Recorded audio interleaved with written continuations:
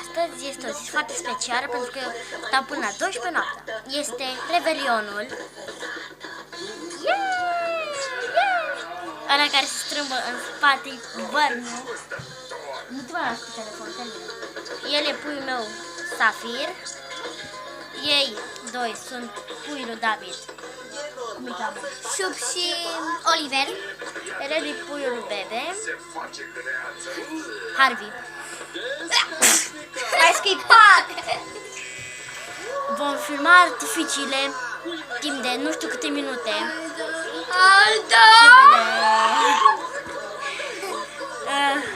Măcar asta părul bine. Uitați, televizor făcut de David, cel mai șmecher. Care ai pierdut? Uite tricoul pentru învinși. Distrează-te în următoarele zile, fiindcă ai trecut în capul Eu vreau să filmez artificiile. Nu mă trebuie să fac asta, am văzut pariu cu el că dacă nu merge mai mult de 20 de jocuri în telefon, trebuie să vorbesc cu animalele. Niciun hotdog nu se compară Da, cu așa e. bubușica mea. Taci. Poți să mănânci germen de grâu dacă te face fericită.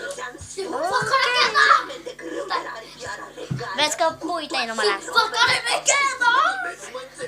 Dar nu ne mai aruncat cu doamna. Cine a închis televizorul? Azi vom filma super artificiile. Sunt Harvey. Ok, pa. Șup cu curățos. Cu artificii astăzi, pa.